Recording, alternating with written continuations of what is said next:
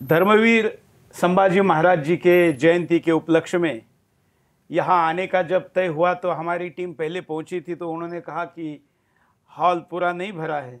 मैंने कहा कि कोई नहीं होगा तो हम घर से फोटो लाएंगे, लेकिन जहाँ तय वहाँ जाके कार्यक्रम करेंगे। हम जिस दिल्ली में हैं, ये दिल्ली पर मराठों ने राज किया है। भले मैं आज हिंदी में बोल रहा हूँ, लेकिन कभी इस दिल्ली की शासकीय भाषा, अधिकृत राजभाषा मराठी थी। लाल किले में वो बादशाह नाम के लिए था, वो तो हमारा सरदार था।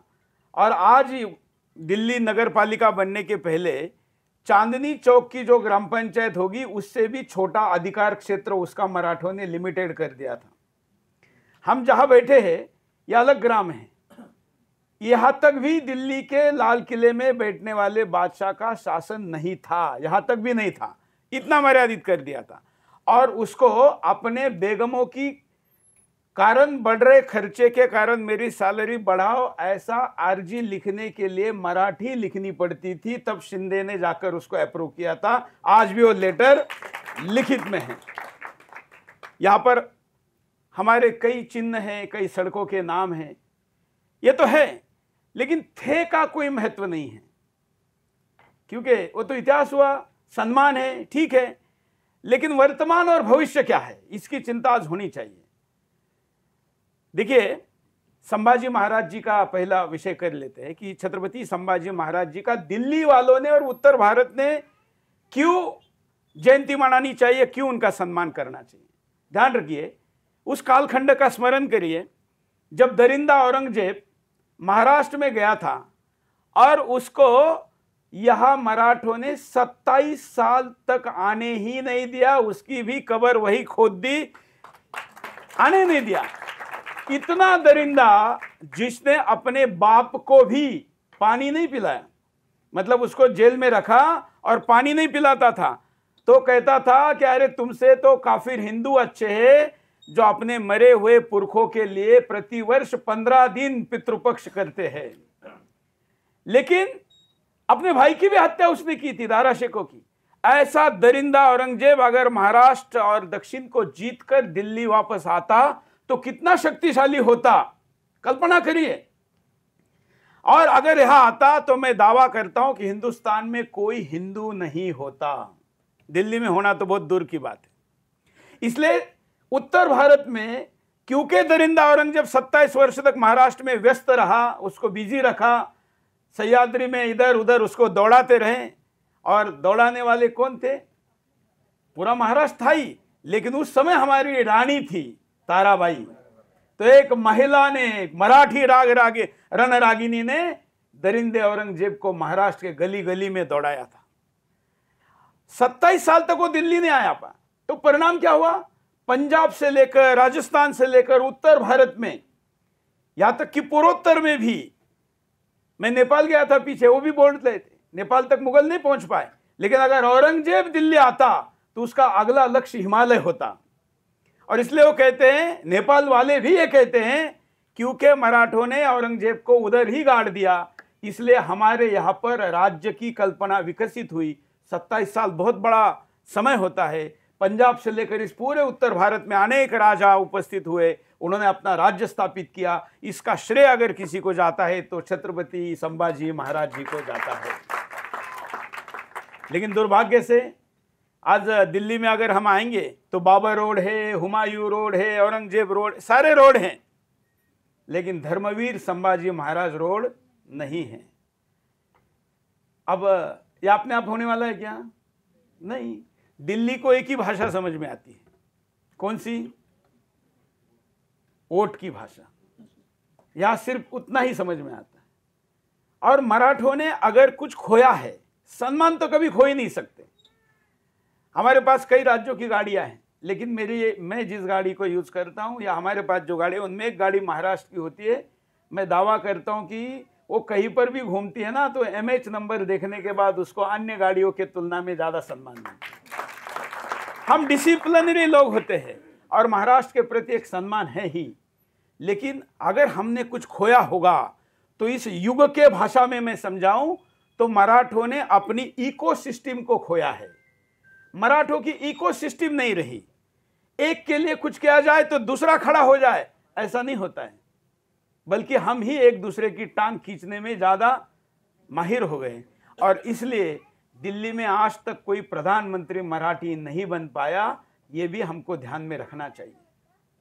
महाराष्ट्र को, शिवाजी को मानने वाले प्रधानमंत्री बने, हमें उसकी खुशी है, लेकिन एक राज्य की बात करेंगे तो ये अब तक नहीं बना, ये तो दुख है। और वो केवल इसलिए नहीं बनना है, वो केवल इसलिए नहीं बनना है कि महाराष्ट्र का होना चाहिए, वो इसलिए बनना चाहिए क्योंकि छत्रपति शिवाजी महाराज जी का सपनों का हिंदुस्तान बनना चाहिए। सोचिए, आज आप महाराष्ट्र मराठा टूरिज्म की बात कर रहे हैं तो नांदेड़ से यहां तक आए हैं, लेकिन मराठा टूरिज्म की बात करेंगे तो आपको कम से कम 3-4 देशों को ऐड करना पड़ेगा, क्योंकि अटक से कटक तक जाएंगे। आज पाकिस्तान भी है, आज का बांग्लादेश भी है, और आज का अफगानिस्तान भी है। बल्कि अफगानिस्तान के आगे, थोड़ा और आगे जाना पड़ेगा आपको, अजरबैजान तक मराठे पहुंचे थे। ईरान का भी क्षेत्र है जहां तक पहुंचे थे। तो इन सब चीजों का रिसर्च हो, ये सब कुछ चीजों का एस्टैब्लिश किया जाए, उसको तथ्यात्मक प्रस्तुत किया जाए। और ऐसा सब कुछ करने के लिए आपको जो मीडिया हाउस की आवश्यकता है, तो सुदर्शन शिवाजी महाराज जी का ही चैनल है। इसलिए आप जो कहेंगे वो सारा उपयोग। और ध्यान रखिए कि इस युग में धर्मवीर छत्रपति संभाजी महाराज या शिवाजी महाराज होते तो वो भी टीवी चैनल शुरू करते। ध्यान रखिए, क्योंकि ये केवल तलवारी का युग नहीं है, हथियारों का युग नहीं है, ये इंफॉर्मेशन वॉरफेयर का युग है। और इसलिए इंफॉर्मेशन वॉरफेयर से नैरेटिव तैयार होता है, और नैरेटिव में ही हम कमजोर पड़ रहे हैं। अन्यथा इस लोकतंत्र के स्ट्रक्चर में किसने नहीं लूटा? हम तो लूटना भी नहीं चाहते, अधिकार चाहते हैं ना, लेकिन वो हमको नहीं मिल रहा है। और इसलिए क्या करना चाहिए, एक्शन प्लान क्या है? तो हमको कुछ चीजें पहले समझनी चाहिए। बहुत से लोगों को पता नहीं। आप जानते हैं मराठों के नामो निशान खत्म करने के कितने प्रयास हुए? मैं आपको कुछ प्रश्न पूछता हूं। उदाहरण के लिए, गुजरात की राजधानी बड़ौदा नहीं है, क्यों नहीं है? अहमदाबाद है। मध्य प्रदेश की राजधानी इंदौर नहीं है, क्या है? भोपाल है। उत्तर प्रदेश की राजधानी, जिसका पहला मुख्यमंत्री मराठी था, जिसमें मराठों का शासन था, उसकी राजधानी अयोध्या नहीं, लखनऊ है। महाराष्ट्र की राजधानी पुणे नहीं है, क्या है? मुंबई है। क्यों? क्योंकि जो शासक बने उन्होंने देखा कि ये तो मराठा राजाओं की राजधानियां है, अगर इनको राज्य की राजधानी बनाएंगे तो मराठों की इकोसिस्टम जीवित रहेगी, इसलिए बनने नहीं दिया। तो गुजरात में किसको बनाया? नवाब का शहर अहमदाबाद। मध्य प्रदेश में इंदौर छोड़कर अहिल्याबाई जी का कौन सा बनाया? भोपाल, नवाब का शहर। उत्तर प्रदेश में किसको बनाया? नवाब का शहर। महाराष्ट्र में पुणे नहीं बनाया, जो पूरे देश की राजधानी थी, मुंबई बनाई, अंग्रेजों ने बसाई। और भी कई ऐसे उदाहरण हैं। आप जानते हैं, अब अयोध्या में हम गए थे 22 जनवरी को, हम भी पूजा में थे।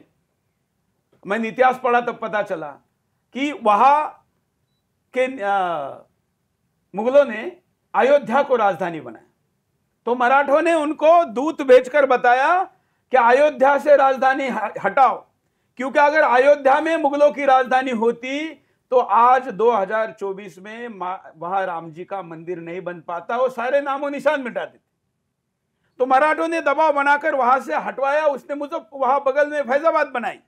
उनके ध्यान में आ गया कि ये तो ट्विन सिटी है, अगर फैजाबाद रहेगी तो भी अयोध्या सुरक्षित नहीं रहेगी। तो मराठों ने युद्ध की तैयारी शुरू की। ऐसा जब उसको हमीदुल्लाह को पता चला तो फिर उसने वहां से राजधानी हटाई और लखनऊ लेके आया, और इसलिए आज राम मंदिर बन पाया है। उस दूरदृष्टि को ध्यान दीजिए, इतना दूर। और हम ये भूल जाते हैं, और इसलिए हमें करना क्या चाहिए? हमें कब्जा करके किसी को लूटना थोड़ी है। मराठों ने जब इस देश पर सबको सुरक्षा दी तो 1/4 तो लेते थे, राजा तो उसी को रखते थे।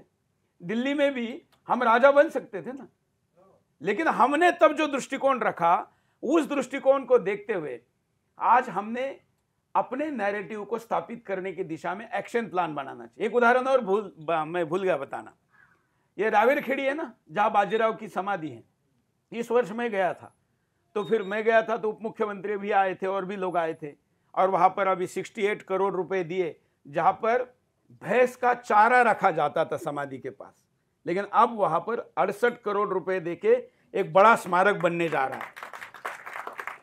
अब वहां क्या एक इतिहास है, वहां पर शिंदो का चुंगी नाका था, जो आजकल मराठी में जकात या जो चुंगी नाका है, टैक्स लेने वाला नाका था। दक्षिण और उत्तर भारत को जोड़ने वाला सबसे नजदीकी रोड कौन सा है? जो रावेर खेड़ी से आता है। क्यों? और वहां से क्यों आते थे? क्योंकि नर्मदा नदी का जो पात्र है वो सबसे कम गहराई अगर कहीं है उस पूरे बेल्ट में, गुजरात से लेकर नीचे जाएंगे आप तो रावेर खेड़ी में है। वहां पैदल कमर तक पानी से ज्यादा पानी कभी नहीं आता था, क्योंकि फैला हुआ ज्यादा बड़ा क्षेत्र था। तो दक्षिण की फौज को भी अगर महाराष्ट्र जाना हो या महाराष्ट्र की फौज को भी अगर उत्तर आना हो तो उसको रावेर खेड़ी से ही जाना पड़ता था। बाजीराव जी भी तो उसको क्रॉस करने के लिए तो वहां पर आए थे, और फिर वहां बुखार आ गया, फिर वहां पर उनका महानिर्वाण हो गया। तो उस रास्ते से हाईवे है कि आज डबल चलने वाली गाड़ी भी नहीं है। अभी अभी जाके आया हूं मैं, मतलब 2 गाड़ियां भी नहीं चल सकती। तो अंग्रेजों ने भी नहीं बनाया, और उसके बाद का जो भारत का सत्ताधारी बने उन्होंने भी हाईवे रावेर खेड़ी से नहीं लाया, क्योंकि अगर वो रास्ता जो सबसे नजदीकी है, कम खर्चे में ब्रिज बन सकता था, वहां से ब्रिज बनकर अगर उत्तर भारत के लोग दक्षिण भारत के लोग जुड़ जाते तो ये कहा जाता कि ये मराठों का मार्ग है। ये इतिहास में उनको जीवित नहीं रखना था, इसलिए उससे दूर जाकर ब्रिज बनाया, उसमें ज्यादा खर्चा आया। लेकिन आज भी वो रूट हमको जीवित रखना है और लोग रखते हैं, ये स्वाभिमान की चीज। और इसलिए बोलते रहिए, बताते रहिए, क्योंकि हमारे पास बताने के लिए हमने कभी याचना नहीं मांगी है, बलिदान दिया है, और बलिदान भी ऐसे कि उस बलिदान की तुलना किसी से नहीं हो सकती। इतना बड़ा बलिदान। भाई वेस्ट में अगर कहेंगे तो सबसे ज्यादा यातना किसको देकर मारा, तो लोग कहते हैं यीशु को देकर मारा, लेकिन 3 कील ठोके थे। या धर्मवीर संभाजी महाराज को 39 दिनों तक बोटी बोटी काटा, लेकिन धर्म नहीं बदला। इससे बड़ा बलिदान हो ही नहीं सकता। और इसलिए यह हमको आज समझाना जरूरी है कि करोड़ों लोग धर्मांतरित हो रहे, ईसाई बन रहे, मुसलमान बन रहे।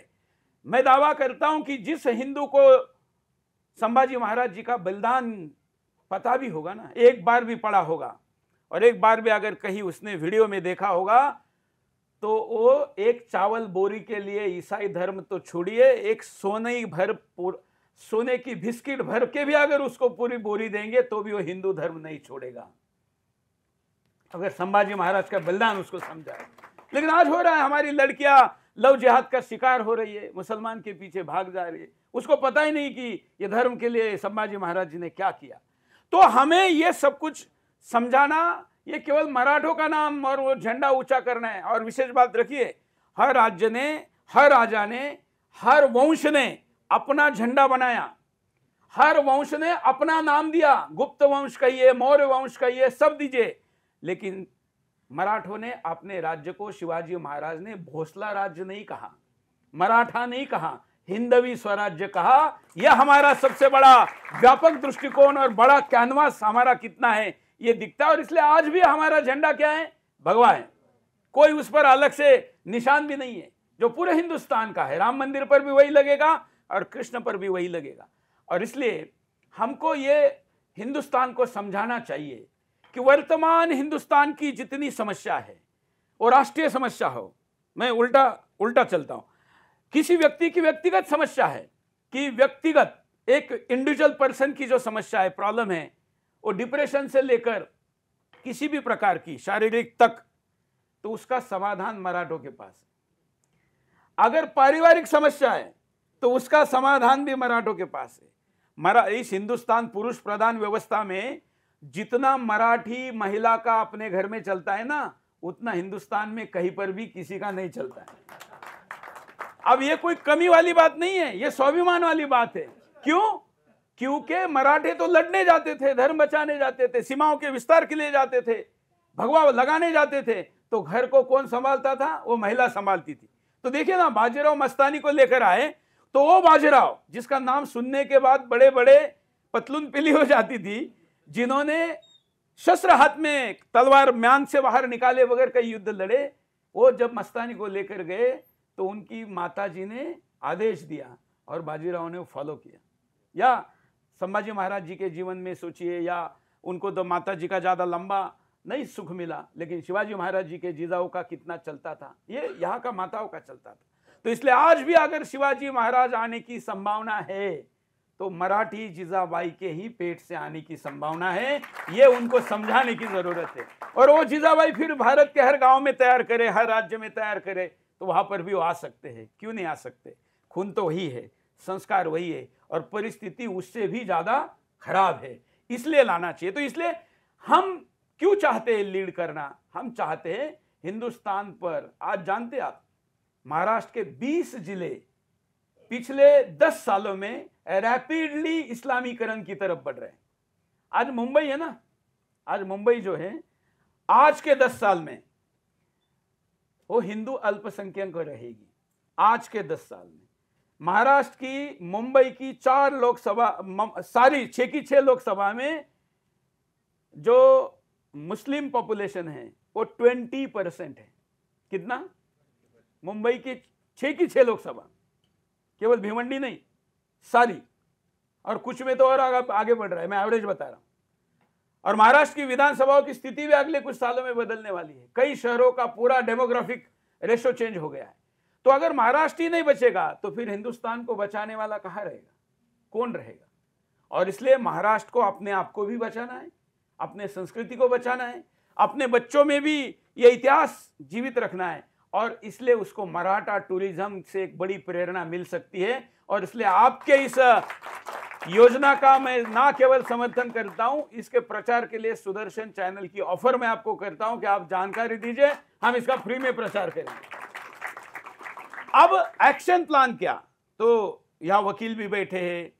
मुझे दिल्ली में रहने वाले मराठी पॉलिटिशियन के बारे में बड़ी दया आती है। आपको पता है मैं तो खुल के बोलने वाला आदमी हूं, मैं तो कभी लाग लपेट, मतलब असली मराठा जैसा बोलता हूं ना, तो लाग लपेट में नहीं है। मराठे के राजनेता, महाराष्ट्र के राजनेता कभी भी शुक्रवार के बाद दिल्ली में रुकते नहीं है। वो आएंगे, वर्किंग डे में यहाँ रुकेंगे, और फ्राइडे के इवनिंग को महाराष्ट्र भाग जाएंगे। असली राजनीति यहाँ पर होती है छुट्टी के दिनों में। तो वो फ्राइडे इवनिंग, सैटरडे संडे रुकेंगे नहीं, एक वर्किंग डे में महाराष्ट्र में रुकेंगे, मंडे को, ट्यूसडे से फिर यहाँ आएंगे या बुधवार को आएंगे कैबिनेट के लिए। इसलिए यहाँ पर हमने जिन जड़ों को मजबूत करना चाहिए वो नहीं किया, और इसलिए हम यहाँ पर आज कमजोर है। इस चीज को ध्यान रखिए। मैं ये नहीं कहता हूं कि मैं किसी को चुनौती देने की बात करता हूं, लेकिन मैंने कहा ना कि मराठों का सशक्त होना राष्ट्र के लिए जरूरी, इसलिए मैं कह रहा हूं। और इसलिए हमको करना क्या चाहिए? तो करना यह चाहिए कि यहां पर एक नियमित परमानेंट कोई कार्यालय बने, उसका कोई हेल्पलाइन नंबर बने, उसमें कोई बैठने वाले व्यक्ति हो, कोई ऑनलाइन ऐप या वेबसाइट बने। तो मैं केवल सूचना या सलाह नहीं देता, हम सुदर्शन पर केवल समस्या नहीं बताते, समाधान देते। इसलिए मैं आज अपनी तरफ से जो भी इस काम को करना चाहता है उसको यहाँ पर ऑफिस, एक व्यक्ति की सैलरी, उसको लैपटॉप, उसको मोबाइल, उसको एक गाड़ी आज यहाँ पर देने की घोषणा करता हूँ। आप व्यक्ति तय करिए, क्योंकि वो व्यक्ति भी मेरा ऐसा मैं नहीं चाहता। आप तय करिए कि जिसके मन में स्पिरिट है, जैसे ये पानीपत वाले मराठे हैं ना, ये हमसे ज्यादा कट्टर है, सच बताता हूँ।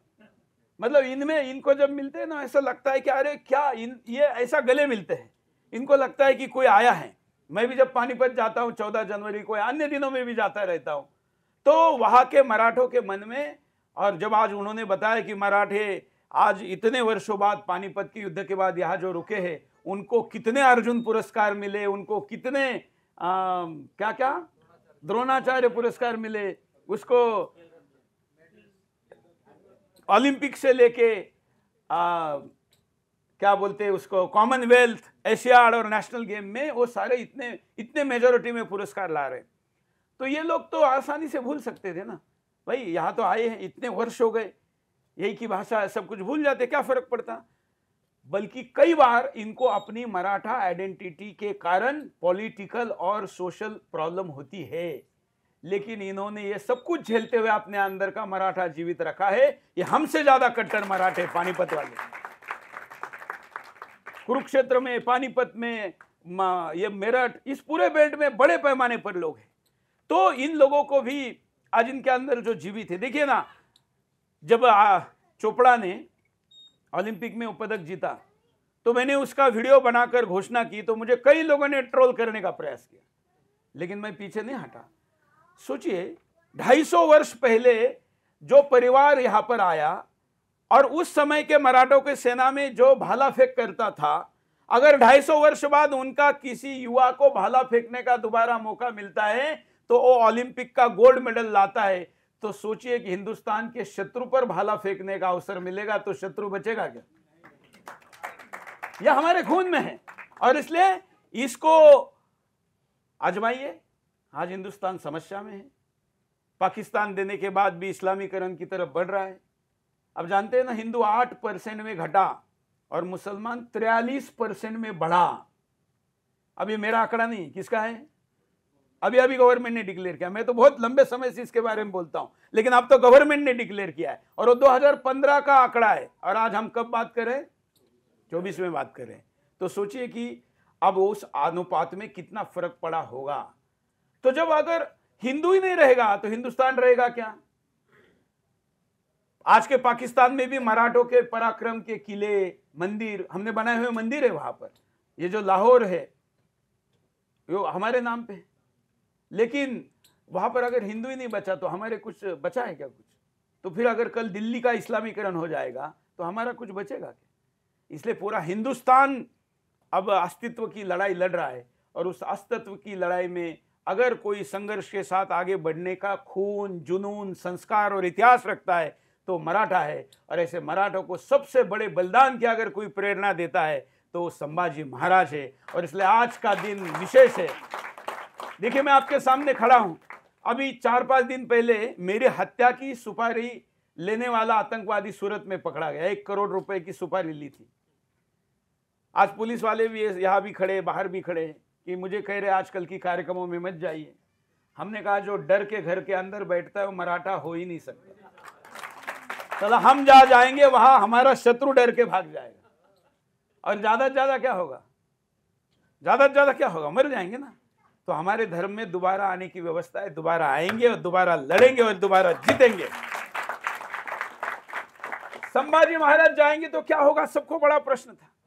संभाजी महाराज जब तक थे तब तक सारे मराठे आपस में लड़ रहे थे, लेकिन जैसे ही संभाजी महाराज गए, उनके बलिदान के बाद हर घर छावनी में तब्दील हुआ और हर मराठा सैनिक निकला, सैनिक बना और हमारी महिलाओं ने भी हर शस्त्र हाथ में लिए और हमने पूरा हिंदुस्तान पदाक्रांत किया। ये हमारा इतिहास है। और इसलिए ऐसे राजा के आज के इस जयंती के उपलक्ष्य में हम संकल्प लेते हैं कि हम पुनः अटक से कटक तक भगवा लगाने का आज का यहाँ का संकल्प भले ही संख्या में थोड़े हो, लेकिन दिव्य दिन पर ले रहे हैं, दिव्य अनुभूति के साथ ले रहे, और हमने जीती हुई जमीन पर खड़े होकर ले रहे हैं। ये आज का विशेष दिन है और शायद इसीलिए हम लोगों को यहाँ पर नियति ने एकत्र किया होगा। नहीं तो हम सब लोगों को अपने अपने काम हैं, लेकिन फिर भी हम यहाँ पर आए। और एक और घोषणा मैं करना चाहता हूँ। 350वां वर्ष स्वराज्य का, शिवाजी महाराज जी के राज्याभिषेक का जैसा मनाया जाना चाहिए वैसा नहीं मनाया गया। दुख की बात है कि सत्ता के द्वारा भी नहीं मनाया गया। हमारे मित्र हैं, लेकिन फिर भी मैं सच बोलता हूं तो बोलता हूं, बुरा लगे तो लगे। और समाज के द्वारा भी नहीं मनाया गया। मानते हैं कि नहीं आप? ये जितना बड़ा होना चाहिए था, हुआ क्या? आज इतने वर्षों बाद भी इंग्लैंड के रानी का जो वर्ष है ना, वो कितना बड़ा मनाते, पूरे कॉमनवेल्थ देशों में मनाते हैं। अरे हम अपने देश में नहीं बना पाए, हम राज्य में नहीं बना पाए।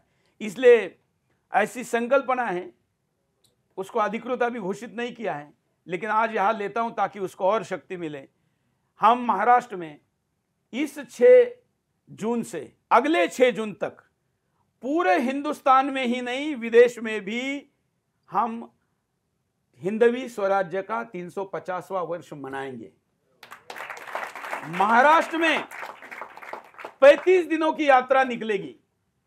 उसमें 350 लोग मेरे साथ रहेंगे और 35 जिलों में जाएंगे कम से कम, या सारे जिलों में जाएंगे और पुनः शिवराज्य स्थापित करने का संकल्प प्रत्येक गांव में जाकर लेंगे। उसके बाद मेरा विचार है, संकल्प है, योजना भी चल रही है कि हम अपना एक हवाई जहाज लेके, सुदर्शन एविएशन का, ये जो गोल वसुंधरा है ना, इस पूरी वसुंधरा को चक्कर मार के आएंगे भगवा हाथ में लेके, और शिवाजी महाराज जी का 350वां वर्ष कम से कम 111 देशों में मनाएंगे। कितने? कम से कम 111 देशों में। अब इसका घोषणा तो मैं आने वाले दिनों में करने वाला था 4 जून के बाद, हालांकि 4 जून में क्या होगा इस आधार पे हमें कुछ नहीं करना था, लेकिन फिर भी मैंने सोचा कि आज इससे बड़ा दिन क्या हो सकता है संभाजी महाराज जी के जयंती से, इसलिए मैं, अब ये प्लानिंग स्वरूप में ही है, लेकिन मैंने आज आपके सामने इसकी घोषणा कर दी है।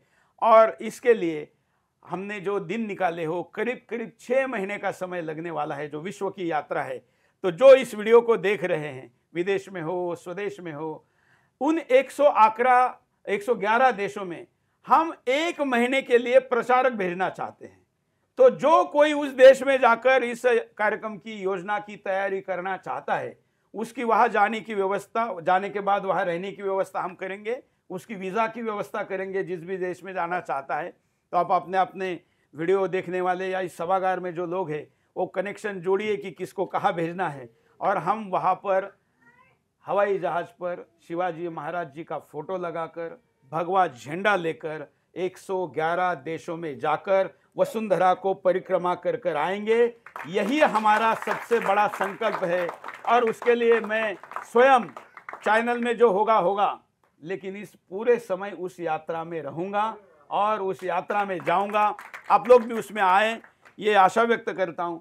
बोलने के लिए बहुत कुछ है, क्योंकि हमने बहुत कुछ खोया भी है और हमको बहुत कुछ पाना भी है, लेकिन आज के लिए इतना ही कहूँगा कि अगला वर्ष का कार्यक्रम हम अकेले भी मनाए तो भी खुश है, लेकिन हम अकेले नहीं मनाएंगे। अगले वर्ष का कार्यक्रम जैसे छत्रपति शिवाजी महाराज की जयंती महाराष्ट्र में होती है, वैसी दिल्ली में संभाजी महाराज की जयंती शुरू करेंगे, और वो उतनी ही सम्मान की होगी। आप लोग पहले से ही, मतलब आप सब लोग, आज अकेले सुप्रीम कोर्ट के वकील आते तो भी पूरा भर जाता, क्योंकि इतने हैं हमारे यहाँ पर, जजेस भी है। और इसलिए अगला हम मनाएंगे, क्योंकि हमें अपना नैरेटिव सेट करने में किसी नायक का जीवन अगर सबसे इफेक्टिव है, समग्र है, तो धर्मवीर संभाजी महाराज है। और इसलिए इस विषय पर अपने विषय में रखता हूं। जो लोग इस वीडियो को सुदर्शन पर देख रहे हैं, या जो लोग यूट्यूब पर भी देखेंगे, वो कहेंगे कि सुरेश जी आप तो बड़े राष्ट्रवादी है, देश देश करते हैं, और आज एकदम से महाराष्ट्र महाराष्ट्र मराठे ऐसा क्यों कर रहे हैं। तो एक ध्यान रखना, विश्व के किसी भी देश में राष्ट्र में दूसरा राष्ट्र नहीं होता, लेकिन यहाँ हिंदुस्तान में एक महाराष्ट्र, एक राज्य का नाम महाराष्ट्र है। क्यों है? क्योंकि उसी के अस्तित्व पर राष्ट्र का अस्तित्व टिका हुआ है। और इसलिए ये महाराष्ट्र, ये मराठा, ये कोई हिंदू को चुनौती देने के लिए नहीं है, या इससे बड़ी रेखा खींचने के लिए नहीं है, बल्कि इसकी सेवा करने के लिए है। ये वचन मैं आपको देता हूं। हमारे ये भावना, हमारा ये स्पिरिट, ये कभी भी हिंदुत्व के आड़े नहीं आएगा, बल्कि इसके झंडे को और अधिक ऊंचाई पर पहुंचाएगा। ये वचन देता हूं। आप लोग यहाँ पर आए, आपका अभिनंदन, धन्यवाद। और आप सभी जो यहाँ खास करके दिल्ली वाले और पानीपत वाले हैं, आज जो हमने यहाँ बोला है, आज तारीख है 14 और 4 तारीख को शपथ है, नए रिजल्ट है नए प्रधानमंत्री के। मतलब यही प्रधानमंत्री नई शपथ लेंगे, इसमें कोई डाउट भी नहीं है, आएंगे तो मोदी ही। तो यही प्रधानमंत्री शपथ ले, इसके पहले हमारा ये कार्यालय शुरू होना चाहिए। जब तक ये ऑफिस नहीं मिलता, मेरे ऑफिस की जगह मैं देने के लिए तैयार हूं। बस व्यक्ति तय करिए और उसको 24 घंटे यही काम रहेगा, उसकी सारी चिंता हम करेंगे, उसने बस हमारे संकल्प की चिंता करनी है। इसके साथ ही यहाँ पर रुकते हैं। मैंने अपने बात रखते हुए कुछ कटु शब्दों का उपयोग किया है, सामान्यतः लोग वापस लेते हैं, लेकिन मैं वापस नहीं लूँगा, क्योंकि मैंने सुनाने के लिए बोला है।